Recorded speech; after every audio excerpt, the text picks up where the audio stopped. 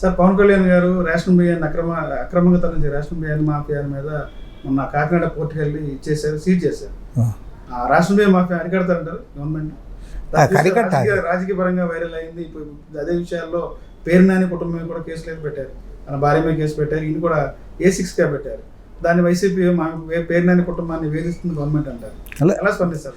పేరు నాని కుటుంబాన్ని వాళ్ళు దాంట్లో ఇన్వాల్వ్ అయితే వాళ్ళని వదిలిపెట్టమని ఎవరు చెప్పము, కానీ రాజకీయంగా ఎవరిని వేధించకూడదు అనేది మా పార్టీ ఇది. కానీ నేను కోరేది ఏమంటే it is a very bigger issue. ఎందుకంటే ఇది ఉన్నట్టుండి నిన్న మొన్న వచ్చింది కాదు. గత కొన్ని సంవత్సరాలుగా మన ఆంధ్ర రాష్ట్రంలో ఈ స్మగిల్డ్ బియ్యం అనేది చాలా పెద్ద ఎత్తున జరుగుతుంది. కోట్ల రూపాయల వ్యాపారం జరుగుతుంది. అది ఇదేదో నర్మగర్భంగా ఎక్కడో ఒకచోటు జరుగుతూ ఉంటే ఏదో అనుకోవచ్చు. అన్ని జిల్లాల్లో జరుగుతుంది, అన్ని జిల్లాల్లో, గ్రామం నుంచి కూడా కొనుగోలు చేసి చేస్తారు. ప్రతి జిల్లాలో 26 జిల్లాల్లో కూడా జరుగుతున్న ఇది స్మగ్లింగ్ కార్యక్రమం ఇదే. మిగతావి కూడా ఇప్పుడు గంజాయి అనుకో, గంజాయి ఎక్కడో కొన్ని జిల్లాల్లో జరుగుతుంది, కానీ బియ్యంది మాత్రం అన్ని జిల్లాల్లో జరుగుతుంది. ఇందులో చెప్పకూడదు కానీ అధికారులకి వాటాలు పోతూ ఉన్నాయి, ఎమ్మెల్యేలకు వాటాలు పోతూ ఉన్నాయి, కొన్ని చోట్ల మినిస్టర్లుగా ఉన్న వాళ్ళు కూడా ఇన్వాల్వ్ అవుతూ ఉన్నారు. ఇప్పుడు అంటే వీళ్ళమ్మ కాదా, వీళ్ళు డబ్బులు పెట్టి కాదా అన్ని అధికారంలోకి వచ్చిండేది? డబ్బులు పెట్టి వచ్చారు, డబ్బులు సంపాదించుకోవాలని. ఆల్రెడీ వీళ్ళు కొంతమంది ఎమ్మెల్యేలు అయితే వాళ్ళ పేరు చెప్పను కానీ వాళ్ళు ఎమ్మెల్యే అయిన వెంటనే వాళ్ళు పిలిపించి ఇంతకుముందు ఎంత ఇచ్చారు, ఎవరెవరికి ఇచ్చారు అంత మళ్ళీ ఇక్కడ తెచ్చియండి అని అడుగుతాను. అది కట్టాలి, ఇంతకుముందు అక్కడ కట్టావు కదా, నీవు ఇప్పుడు ఇక్కడ కట్టావు అని చెప్తున్నారు. కాబట్టి వీళ్ళేం సాక్ష్యాలు అనొద్దు.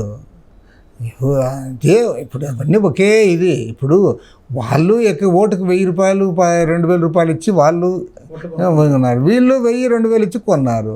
మరి డబ్బులు ఎక్కడి నుంచి వస్తాయి? కాబట్టి ఆటోమేటిక్గా ఆ పనిలోనే ఉన్నారు. సూపర్ 6లో కొన్ని పథకాలు అమలు చేస్తామని చెప్తున్నారు. ఎన్డీఏ కూటమి ఉచిత ఇసుక అన్నారు. ఉచిత ఇసుక చూస్తేనేమో గ్రౌండ్ లెవెల్లో ఒక తారాస్థాయిలో ఉంది.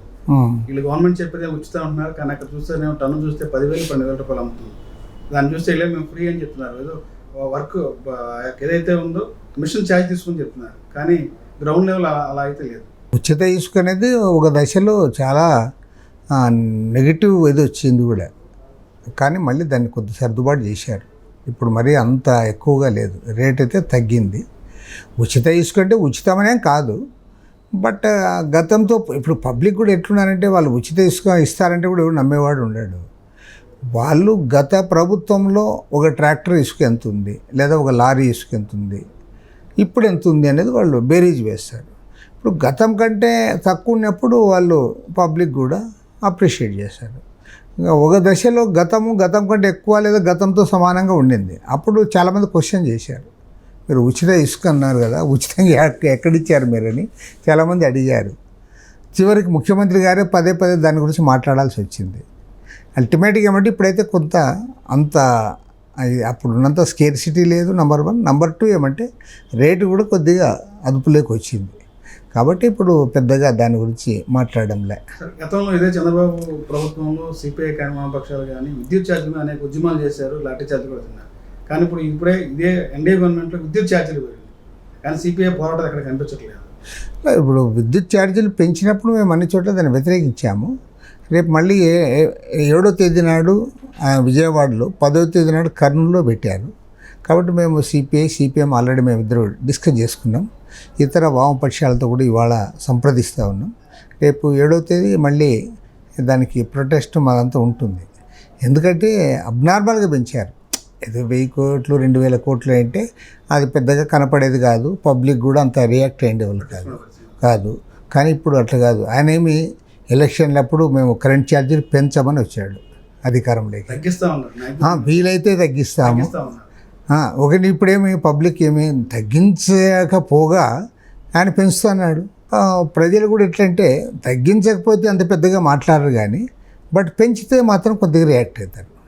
ఆ పెంచిన పెంపుదల కూడా ఎట్లుందంటే ఒకసారి ఫస్ట్ 6,072 కోట్లు, తర్వాత మళ్ళీ 9,412 కోట్లు, అంటే ఒకేసారి 15,400 కోట్ల రూపాయల భారం, 86 కోట్ల రూపాయల భారం పడతా ఉంది.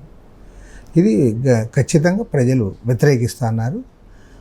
తర్వాత ఇంకా భవిష్యత్తు ఇంకా పెరుగుతుంది తప్ప తగ్గేది ఏమి ఉండదు. ఎందుకంటే మళ్ళీ ఇప్పుడు అదానితో సెకీ అగ్రిమెంట్ ప్రకారము దానిది అది 25 ఏళ్ల పాటు అదనపు భారం పడుతుంది.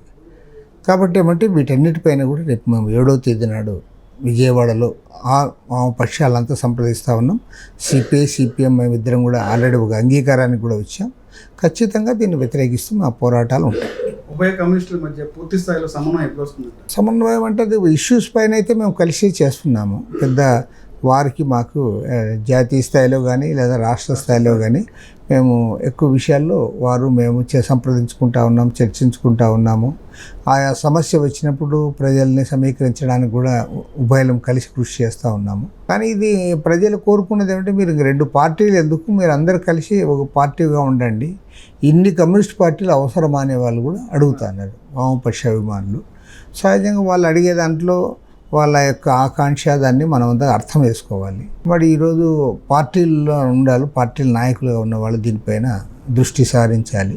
ఏదేమైనా సరే కమ్యూనిస్టు ఉద్యమం భారతదేశంలో చీలిపోవడం వల్ల శ్రామిక వర్గానికి నష్టం జరిగింది, కమ్యూనిస్టు ఉద్యమం దెబ్బతిన్నది.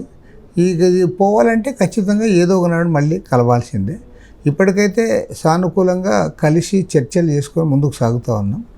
ఏదో ద డే విల్ కమ్, ఏదో ఒక రోజు అందరం కూడా ఒకే ఎజెండా కింద వస్తుంది. సార్, అమరావతి రాజధాని అనేది చంద్రబాబు హయాంలో పూర్తవుతుందంటారు? ఇంకా 100% అవుతుంది, దాంట్లో అనుమానం లేదు.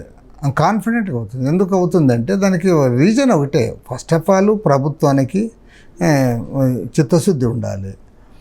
జగన్మోహన్ రెడ్డి ప్రభుత్వం ఏమనుకుంది, అసలు అమరావతి అనేది ఉండకూడదు, దీన్ని మార్చాలని చెప్పి అతను 3 రాజధానులను ఒక డ్రామా పెట్టి అట్లా చేశాడు. అతను అమరావతి అక్కర్లేదు విశాఖపట్నం పెడతానన్నా కూడా కొంతమంది కన్విన్స్ అయ్యారు. అతను ఎప్పుడైతే 3 రాజధానులు ఎందుకు ఉండకూడదు, 3 ప్రాంతాలు, అదేవిధంగా పరిపాలనా రాజధాని ఒకటి, శాసన రాజధాని ఎందుకు ఉంటుంది, శాసన రాజధాని కొద్దిగానే ఉండాలి కదా చెప్తే. ఏమంటే అందరిని అమాయకులు చేసి అతను ఒక్కరికే తెలివైనవాడు అన్నట్లు, మిగతా వాళ్ళకి ఏమీ తెలియదు అన్నట్లు బిహేవ్ చేశాడు. అప్పుడు అందరం వ్యతిరేకించాము. ఇప్పుడేమి చంద్రబాబు నాయుడు గారికి ఫస్ట్ ఆఫ్ ఆల్ దాని మీద ఆయన ప్రయారిటీ అయింది. నెంబర్ 2 ఏమి, ఇవాళ వరల్డ్ బ్యాంక్ లోన్ వచ్చింది, హడ్కో లోన్ వచ్చింది, ఏషియన్ డెవలప్మెంట్ బ్యాంక్ లోన్స్ వస్తున్నాయి. తర్వాత సెంట్రల్ గవర్నమెంట్ డిపార్ట్మెంట్స్ వాళ్ళు వచ్చి వాళ్ళు ఇవన్నీ పెడతారు. తర్వాత వీళ్ళు ఎవరికైతే ల్యాండ్స్ అలాట్ చేస్తారో వాళ్ళందరూ కూడా ఇది చేస్తారు. కాబట్టి రాబోయే 2-3 ఏళ్లలో పెద్ద చేంజ్ ఉంటుంది అక్కడ. అమరావతి రాజధాని విషయంలో అది ఖచ్చితంగా ముందుకు పోతుంది. గతంలో కాంగ్రెస్ పార్టీ, టీడీపీ ఇప్పుడు వైసీపీ, భవిష్యత్తులో ఉన్న వైసీపీ టీడీపీతో పాటు సిపిఐ వామపక్షాలు అన్న పోటీ ఆ ప్రస్తావన ఉంటుందా? అంత ప్రాతినిధ్యం ఇలా మేము ఆల్ ఇండియా స్థాయిలో ఈ ఎన్డీఏ కూటమికి వ్యతిరేకంగా ఇండియా అలయన్స్ ఒకటి ఉంది. కానీ ఇండియా అలయన్స్లో మధ్య సమన్వయం లేదు సరిగా. దాంట్లో మేజర్ పార్టీ కాంగ్రెస్ పార్టీ అందరినీ కలుపుకొని పోవడంలో కూడా వారు సక్సెస్ కాలేకపోతూ ఉన్నారు. కాబట్టి ఏమంటే ఇవాళ జాతీయ స్థాయిలో ఎన్డీఏకి ప్రత్యేకించి బీజేపీకి వ్యతిరేకంగా కలిసి వచ్చే శక్తులతో కలుసుకోవడానికి అవకాశం ఉంటుంది. అవి ఏ శక్తులు కలుస్తాయి, ఎవరు కలవరు, ఏ పార్టీ కలుస్తుంది అనేది అది మెటీరియల్. బట్ ఇక మేము బీజేపీకి వ్యతిరేకంగా కలిసి వచ్చే పార్టీలతో మేము ఎప్పుడైనా సరే చేతులు కలపడానికి సిద్ధంగా ఉంటాం.